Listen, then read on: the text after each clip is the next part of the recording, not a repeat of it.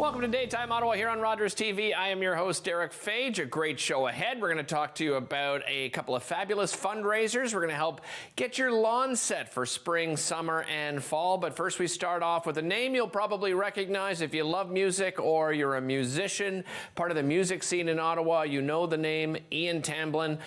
He is also the artistic director of the Ottawa Grassroots Festival. He joins us here on the show. Ian, wonderful to see you. How have you been?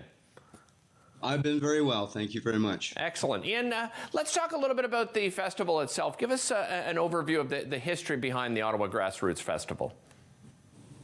The history of the festival started about 10 years ago by Bob Nesbitt, who was the founder and the artistic director up until last year when he passed away from cancer. Mm-hmm. And I kind of took over as artistic director, but the festival has always been sort of in community oriented, and the evening programs are paid for, but the daytime programs are free. And so people can attend and see lots of great music on this weekend, April 21, April 24th. Ian, the festivals like this are incredibly important to artists and musicians. Maybe you could just expand on that and just, share how important festivals like this are to our local musicians.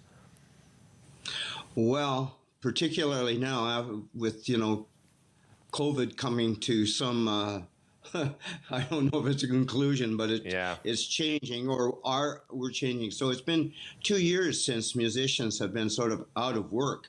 And it's in some cases quite desperately out of work, and so it's even more important. And a lot of the artists that are performing at this year's festival are local, and they've been what I would describe as winter soldiers. Yeah. They've been in the trenches, kind of reinventing themselves and doing what they can to survive over these past 2 years. So it's really great that we can have the festival to support them, and in turn, the community gets to see some fabulous music. Agreed, 100%. Let's talk about some of the artists that are going to be performing. Highlight some of them for us. Okay, well, we have Angelique Francis, who is an incredible performer, real up-and-comer in the blues world, sort of was host of the Maple Blues Awards this year, and her career has just skyrocketed. So she's playing on the Thursday night, and along with a local group. Well, Angelique is from Ottawa too, yeah. But a group called The Blind and the Beautiful, and I saw them last fall. I was knocked out. Nice. It was just incredible.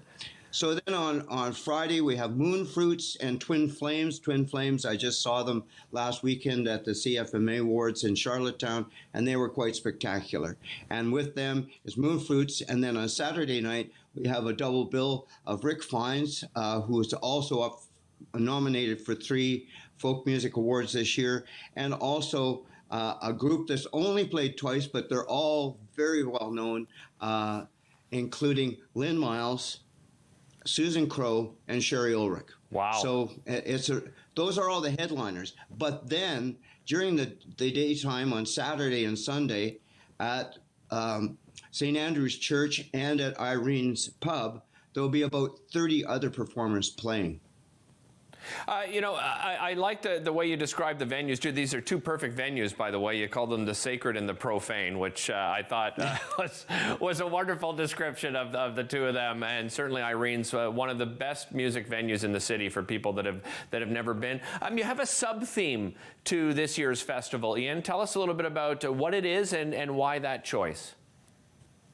Well, always Bob would have another theme going on to involve the community, and this year it's about trees. The idea sort of came to me because I've been reading a lot of books by Diane Beresford Kruger, Suzanne Simard, Richard Powers' book Overstory, and The Hidden Life of Trees. And it seems to me that we're learning more and more about how trees communicate. We used to think that they just sort of stood there. Well, they talk to each other. And apparently what they have to say, we should be listening. And so we have a number of people ranging from Ed Lawrence talking about trees and gardens, and then Meredith Brown, who the former riverkeeper for the Ottawa, she'll be talking about the relationship of rivers and trees. So it's a really good afternoon. Yeah, and Ian, off camera, you and I were speaking about, sort of the opening of Wellington Street, the occupation, holding the city hostage for weeks on end. This is a bit of a celebration of opening the streets and hopefully, you touched on the pandemic, hopefully, getting back to as normal as possible with restrictions. But it should be thought of as a celebration of sorts, shouldn't it? Yeah, it should be. I mean, it's really the first spring festival in which we can have an audience, and that's really exciting. But the audience is encouraged, of course, to keep wearing your mask, especially in this dicey time. So it's mask friendly. And also, just when we went down to St. Andrews, after the convoy left, I had to go through 3 security zones to get into the church. So in that sense, it is an opening up of Wellington Street, and which is a really wonderful thing. And so get out to St. Andrew's Church on Saturday, actually Thursday, Friday, Saturday, Sunday, and then at the profane site, we'll have a gospel hour for the first hour at Irene's. Nice, I love it. Thank you so much for joining us on Sunday. Ian. Excellent. Thanks so much for joining us. Really appreciate it. Again, that's the Ottawa Grassroots Festival. Those 2 wonderful venues. We brought up the website on the screen as well. That's April 21st to the 24th. We'll be back with more Daytime Ottawa right after this.